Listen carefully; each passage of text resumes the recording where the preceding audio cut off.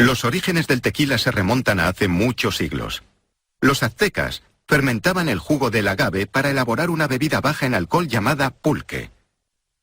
Cuando llegaron los conquistadores españoles, añadieron la destilación al proceso para conseguir una bebida mucho más fuerte y nació el tequila. Pásenme la sal y la lima. El tequila es a México lo que el champán a Francia. Solo se fabrica en esta parte del mundo. Y México ha reclamado los derechos exclusivos sobre la palabra tequila. Durante siglos, unos trabajadores llamados jimadores han sembrado y cosechado agave para elaborar tequila. De media, una planta de agave Weber azul tarda 7 años en madurar. Incluso hoy en día sigue cosechándose enteramente a mano, usando una herramienta muy afilada similar a un azadón. Los jimadores cortan las hojas hasta que solo queda un enorme corazón llamado piña. Limando la cuchilla redonda frecuentemente, se mantiene afilada y así los operarios pueden eliminar la mayoría de las hojas de la piña que le dan un sabor amargo. El tequila destilado de esta cosecha será de la máxima calidad, elaborado con un 100% de zumo de agave. Los jimadores cortan por sistema un trozo pequeño y miden el contenido de almidón de la cosecha. Solo si el valor se considera suficiente, se envía la piña del agave a la destilería. Los operarios utilizan unas pequeñas hachas especiales para cortar las enormes piñas en cuartos y hacerlas más manejables para la cocción.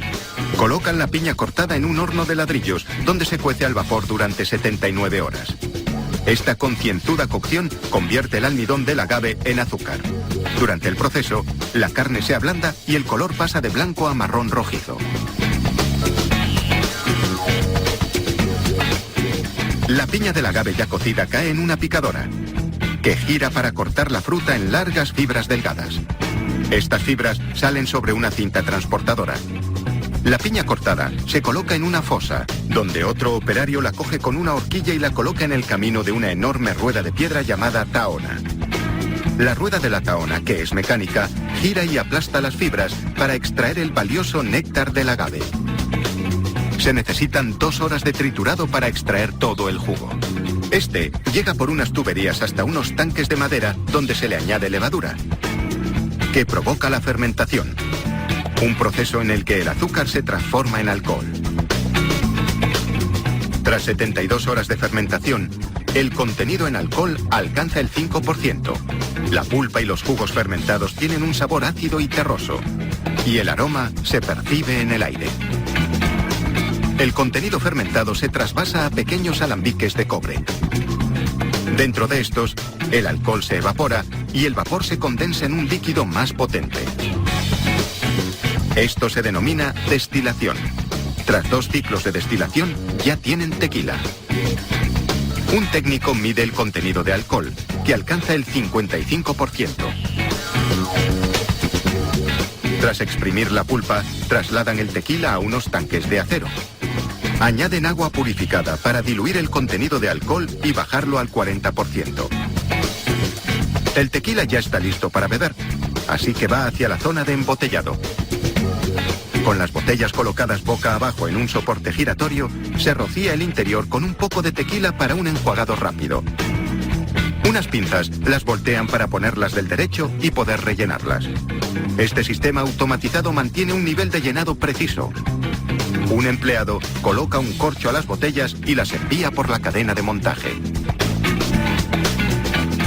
El siguiente operario les coloca las etiquetas transparentes con el reverso encolado. Estas etiquetas permiten ver la claridad de este tequila de categoría superior.